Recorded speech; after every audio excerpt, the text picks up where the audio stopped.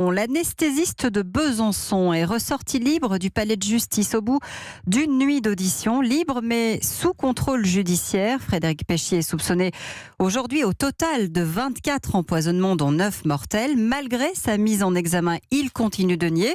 Le parquet, vous le savez, avait requis son placement en détention, ce qu'espéraient aussi bien sûr les familles des victimes qui ne comprennent pas, comme l'explique maître Frédéric Bernat, l'un des avocats des parties civiles. C'est un peu l'ascenseur émotionnel pour elle. Au départ, il faut savoir qu'elle pensait qu'elles avaient été victimes d'un accident. Puis quelques années après, l'instruction démontre les empoisonnements et les empoisonnements sont reconnus. Et puis nous avons une nouvelle décision de placement sous contrôle judiciaire. Ce sont vraiment les montagnes russes pour ces victimes. En plus de leur traumatisme, elles doivent gérer, encore une fois, les vicissitudes de la procédure judiciaire. Bonjour Pierre de Cossette. Bonjour. Pourquoi cette décision? Est-ce qu'on sait l'expliquer? Eh bien parce que la liberté, c'est la règle et que la détention, c'est l'exception. Il faut donc des raisons objectives pour incarcérer, sachant que là, on est toujours en pleine enquête.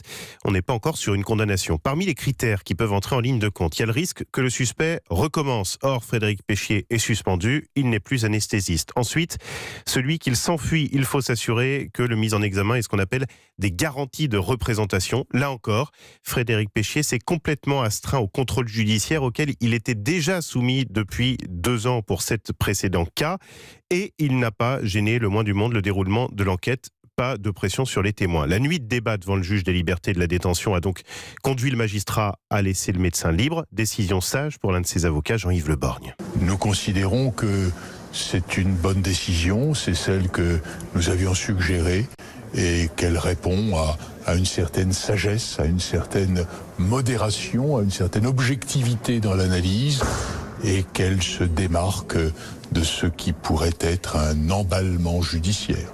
Et ce n'est donc pas finalement le nombre de cas, ces 24 possibles empoisonnements qui a présidé à cette décision. L'anesthésiste devra simplement résider dans l'ouest de la France. Là, c'est plus une mesure de paix publique.